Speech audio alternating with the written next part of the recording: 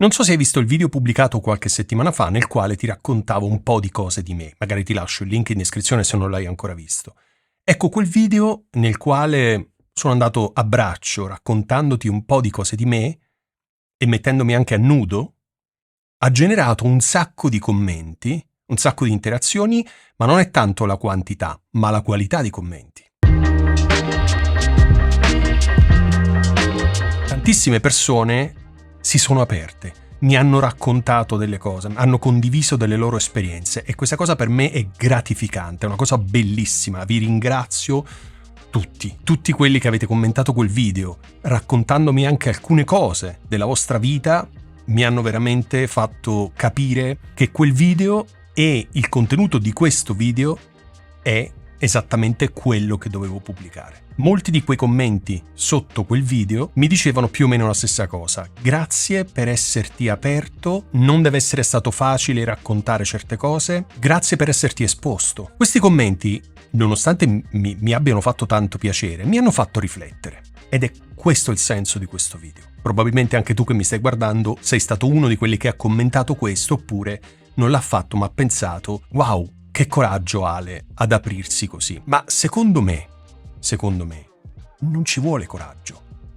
Essere se stessi è la cosa più semplice del mondo, in teoria. Mi rendo conto, lo so che stai pensando che invece non è così. In teoria è la cosa più facile del mondo perché sei te stesso. È la cosa che ti riesce meglio di tutte, no? Essere te stesso. Quindi ti parlo di me perché non ti conosco, quindi non so, ma se vuoi, raccontami. Essere me stesso, dal mio punto di vista, è la cosa più facile. Certo, hai a che fare con altre persone, hai a che fare con delle responsabilità, hai a che fare con il mondo che ti circonda e con delle sovrastrutture che purtroppo ci vengono imposte. Contro la nostra volontà, ovviamente, perché ci sono, ma questo è il tema per un altro video. Raccontarti alcune cose di me, fermo restando che non credo di averti raccontato cose chissà quanto intime, se non il fatto che mi sto facendo grande, vecchio, e quindi sto avendo un po' di acciacchi, no? Penso sia normale dirti, l'altra volta per esempio ho dimenticato di dirti che ho un problema anche alla schiena, un'ernia abbastanza importante, no? Quindi vedi, ce ne sono così tante che alcune me le dimentico. Ma il senso qual è? Il senso è che secondo me, e da questo il titolo di questo video, non so se a te piace questo titolo, ma mi piace veramente tanto. Io non sono una persona falsamente modesto, no, questo titolo per me è geniale, la morte dei supereroi. Bellissimo. Sono veramente orgoglioso. Poi magari a te fa schifo. Ci sta. Mi è venuto in mente questo titolo. Prima il titolo e poi il contenuto del video. Perché voglio raccontarti questo a proposito di autenticità.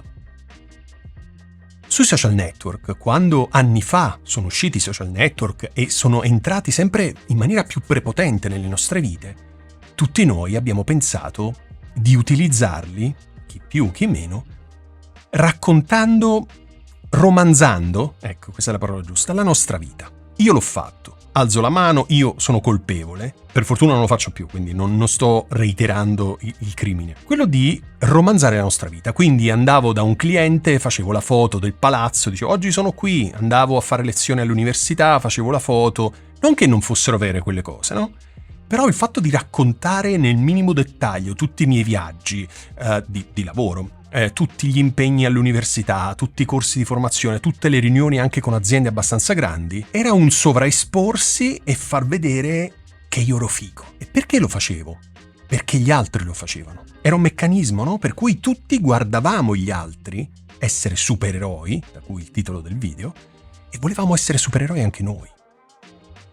E quindi io vedevo persone che viaggiavano tantissimo e siccome anch'io viaggiavo tantissimo per lavoro, anch'io pubblicavo foto. Certo, poi ci sono quelli che fanno vedere foto di ville lussuosissime e io non ce l'ho, quelli che fanno vedere foto di macchine super potenti e io non ce l'ho la macchina. Ci sono quelli che fanno vedere vacanze nelle isole caraibiche, eccetera, e io non faccio vacanze, quindi ok, con le dovute differenze. Però anch'io avevo preso questo ruolo, come dire, io sono figo, faccio vedere la mia vita figa. Questa cosa ha funzionato fino a un certo punto. Poi, che cosa è successo? Il meccanismo dei social network è imploso. Facci caso, magari fammi sapere nei commenti se tu ancora utilizzi i social network e quali social network. Io, per esempio, mi sono cancellato da Twitter prima che si chiamasse X, anni prima che facesse lo switch a X. Facebook non lo uso più, non ci pubblico proprio più niente. Ho un account perché per lavoro devo averlo per forza. Instagram ci pubblico qualcosina. E LinkedIn, ma non mi piace la piega che sta prendendo, quindi non lo sto neanche più utilizzando. Ok? Quindi ti dicevo, questo meccanismo è imploso. Perché? Perché una volta le persone guardavano gli altri e dicevano «Oh, che vita meravigliosa, la voglio anch'io». E ti seguivano perché volevano vedere quanto era figa la tua vita, quanto era meravigliosa la tua vita, perché volevano averla anche loro. Gioivano delle tue gioie, no? Sognando di poter diventare anche loro così come te. Poi è successo qualcosa. La realtà. Si chiama realtà, si chiama vita.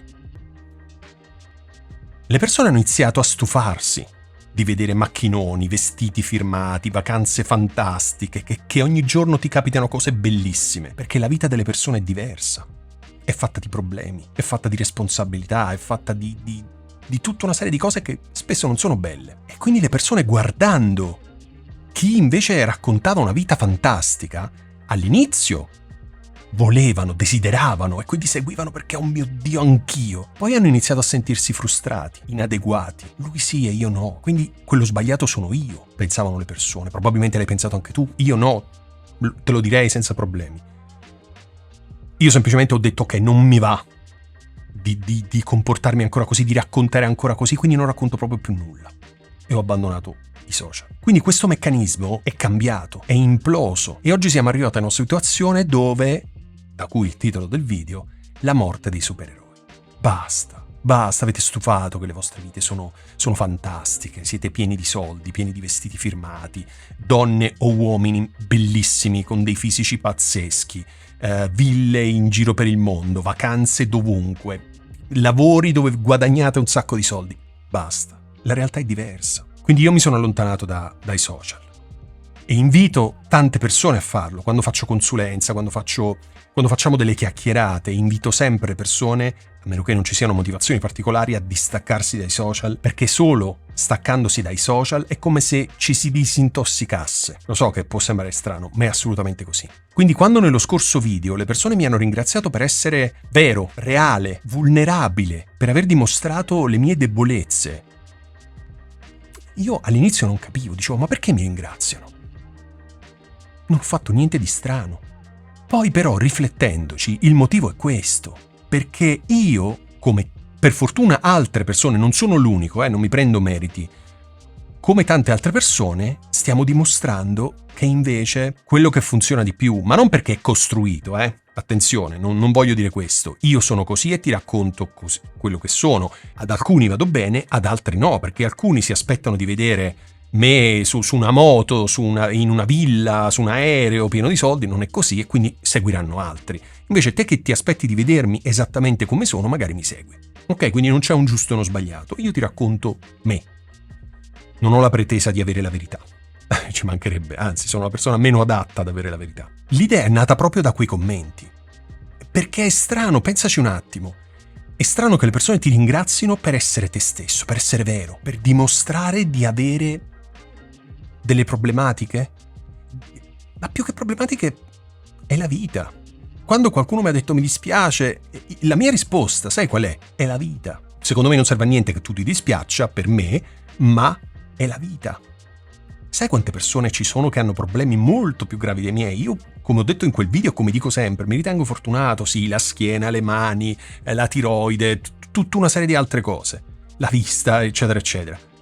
Ma sono fortunato, sono vivo, posso muovermi con le mie gambe, e sono fortunato, ho dei soldi per poter mangiare, per poter pagare l'affitto, pagare le bollette, quindi sono fortunato, ok? Non ho la villa, non ho la macchina, non ho la moto, non ho le vacanze chissà dove, ma va bene così. L'invito e la riflessione di questo video, come al solito io vado lungo, ma spero che tu mi perdoni e mi segua comunque. La riflessione e l'invito a questo che ti faccio: quanto sei stanco dei social network? Quanto sei stanco di vedere persone che hanno delle vite fantastiche, che poi può essere vero, può essere finto, perché lo sappiamo bene che i social network sono finzione. Oggi più che mai sono finzione. E non ti parlo solo delle persone che si fanno le foto e applicano 8000 filtri. Stanno nascendo delle patologie psichiatriche, psicologiche, e non lo dico io, ma lo trovi su qualsiasi rivista scientifica, eccetera. Tante patologie di persone che vedendosi sempre con i filtri, non si accettano per come sono.